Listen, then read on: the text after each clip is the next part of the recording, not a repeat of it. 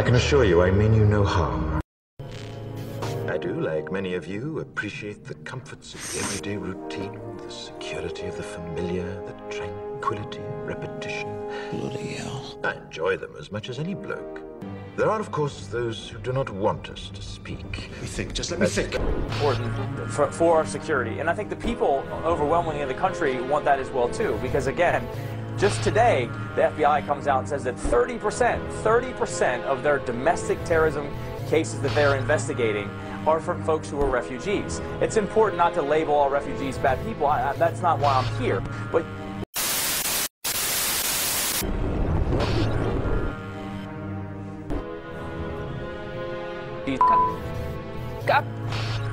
I was just going to say, Congressman, it's time to go, but I think the TV gremlins did that for us. Thank you very much to the Congressman for joining us. That ends. Well, I don't know. Maybe he was watching CNN fake news. What do you think? Dad, what's wrong with the telly? You don't buy it. That was a joke. I know it was a joke. I'm saying you don't buy what he said, obviously. Aaron? Yes. I'm sorry, Senator. I'm saying you obviously don't buy what he said. You believe that he has seen these reports. I mean, to your point. Kevin, I'm not. Are we on?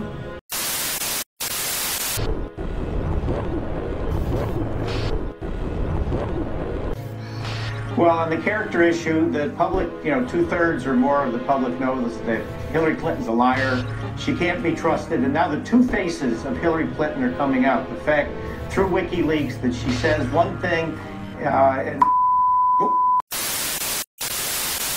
No. All right, let's see if we can get Congressman Collins back. Obviously, we just lost the satellite feed. That sucks. Some Republicans out there have been saying that Ron Paul would be very dangerous for this country because he wants to bring troops like you back from your post from all over the world. Well, I think it would be even more dangerous to start nitpicking wars with other countries. Someone like Iran. Israel is more than capable of... All right, we just lost our tech connection, unfortunately.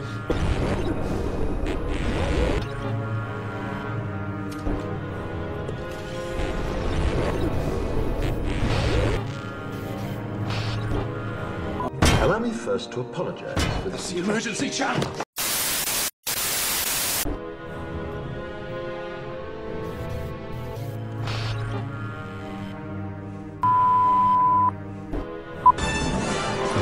Well, it's a bill that has received very little attention, but may make free speech a felony and seriously restrict your right to political protest. Just signed into law by the president, H.R. 347 gives federal agents sweeping powers to arrest and bring felony charges against citizens engaged in protests. Let me think, just let me think. Even now, orders are being shouted at telephones, and men with guns will soon be on their way. Turmoil tonight, real turmoil, as rioters set fires and forced the cancellation of a speech by writer Milo Yiannopoulos. Damn it. Why?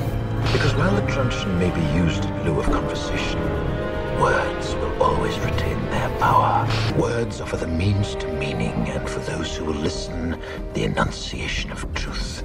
And the truth is, there is something terribly wrong with this country, isn't there? You designed it, sir. You wanted it foolproof. You told me every television... WikiLeaks says there's one CIA hacking operation called Weeping Angel that can even tap into an enemy's Samsung Smart TV. It's coercing your conformity and soliciting your submission. We need cameras. They can turn my TV into a spying device. What happens when I turn it off?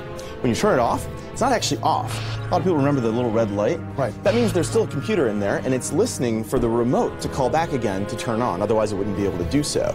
So what the CIA can do is they can latch into that, and even when the TV is off, they can still listen to the microphone that's in the television. They call this fake off. Cruelty and injustice, intolerance and oppression.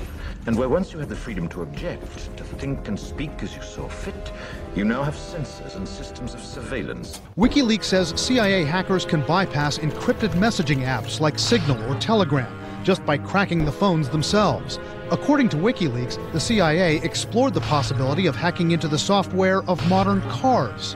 It can be accessed from outside and perhaps taken control of. And this can let you do a whole lot of things, from playing the music to taking control of the car entirely and crashing it if you want to assassinate somebody.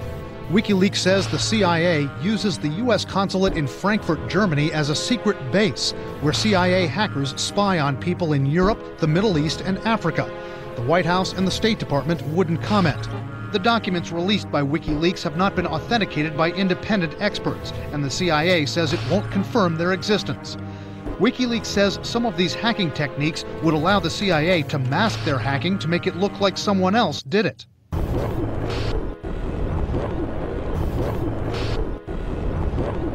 Channel 2 Action News questioned Georgia's Secretary of State about a hack. He told us it traced back to a Department of Homeland Security IP address. Well, mad as hell. Georgia's Secretary of State Brian Kemp all fired up after what he called a massive cyber attack on the agency's network on November 15th, traced back to United States Department of Homeland Security IP address. It's outrageous to think about our own federal government doing this to us. Kemp's office maintains Georgia's voter registration and elections data, plus corporate and professional license records. Kemp told us the network's firewall held up, no breach, but after the agency's security vendor sounded the alarm, Kemp fired off this terse letter Thursday to DHS Secretary Jay Johnson. We're demanding answers to some of these questions. You know, are they doing this to other states? Was it authorized or not? You know, who ordered this? Why is it being done? And why weren't we notified?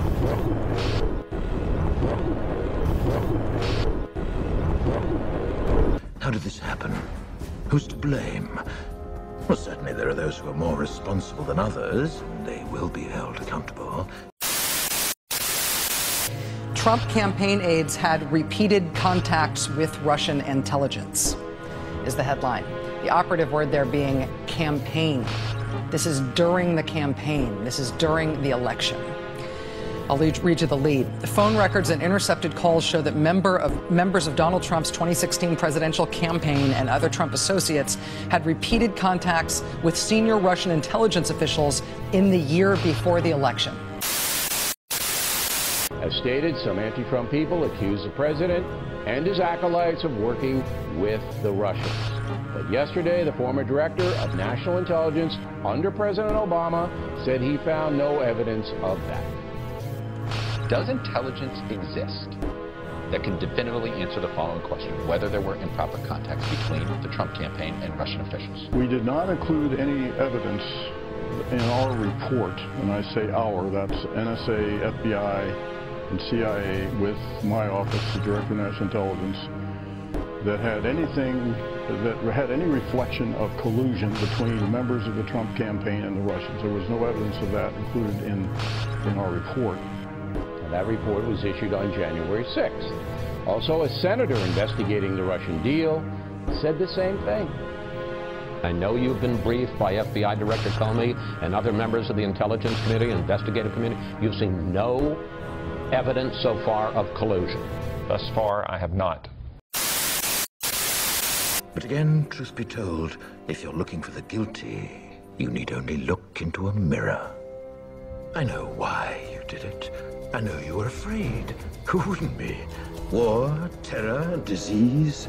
There were a myriad of problems which conspired to corrupt your reason and rob you of your common sense.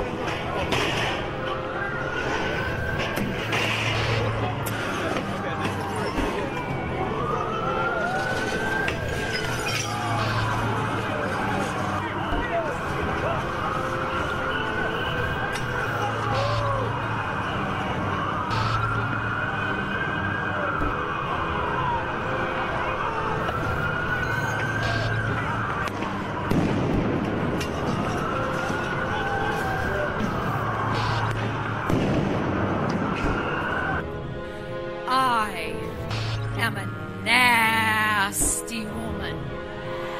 I have thought an awful lot about blowing up the White House. Fear got the best of you, so if you've seen nothing, fairness, justice, and freedom are more than words. They are perspectives. If you feel as I feel, and if you would seek as I seek, then I ask you to stand beside me. Who are you? Who? Who is but the form following the function of what, and what I am is a man in a mask. Well, I can see that. Of course you can. I'm not questioning your powers of observation. I'm merely remarking upon the paradox of asking a masked man who he is.